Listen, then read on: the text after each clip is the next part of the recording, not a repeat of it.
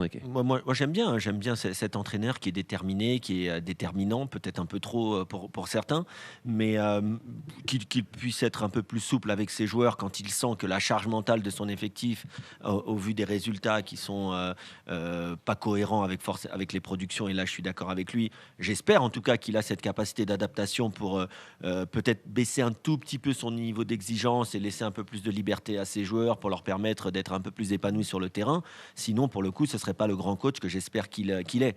C'est-à-dire que n'importe quel entraîneur, n'importe quel manager, peu importe son domaine d'ailleurs, doit pouvoir s'adapter un petit peu au public qu'il a en face de lui, même si ça reste du très très haut niveau. Je pense si vraiment il y a un ressenti honnête et surtout exprimé par ses joueurs, par son groupe, bah, il serait quand même idiot de ne pas l'écouter.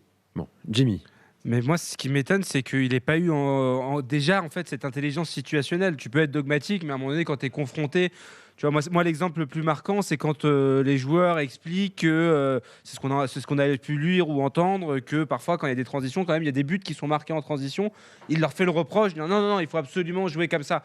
À un moment donné, la qualité d'un bon Est-ce qu'on en manager, est tu le sûr disais il y de a ça? 2 minutes. Je sais pas J'ai si beaucoup de les mal à le joueurs, croire, mais si ça sort du vestiaire, c'est que voilà, ça doit probablement exister. L'intelligence d'un bon manager, c'est de s'adapter aux joueurs qu'il a, que ce soit tactiquement ou au niveau du management. Si les joueurs réclament un peu plus voilà, d'air sur le terrain, de pouvoir être un peu plus libre, de faire comme ils l'entendent, de pouvoir être peut-être au niveau du management aussi, qui sont peut-être un peu moins cassants avec certains joueurs devant le vestiaire.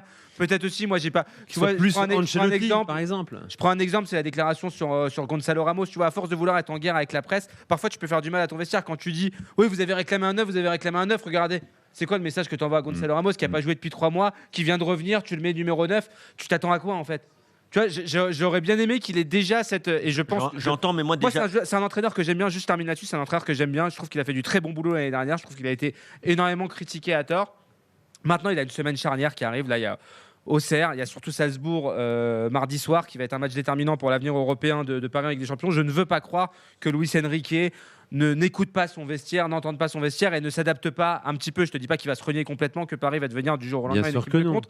Mais voilà, qu'il essaye de lâcher un peu de lest quand même sur les jours et semaines à venir là. Aurait-il raison de changer un peu de management, Walid, pour toi?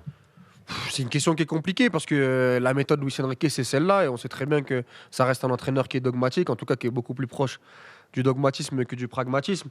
Et qu'il a ses idées et que c'est comme ça et pas autrement. Maintenant, si les infos sont bonnes, toutes les infos Leçon. qu'on nous a ressorties, c'est qu'il essaye de. C'est qu'il va peut-être essayer de mettre de l'eau dans son vin. On va voir, on va attendre, hein. Moi, je vais attendre avant de juger. Et je suis d'accord avec Jimmy. Je pense que moi, c'est pas au-delà du management parce que demain, Dembélé, il sort du cadre. Il doit le rappeler à l'ordre. Demain, Donnarumma, il est pas bon en Ligue des Champions.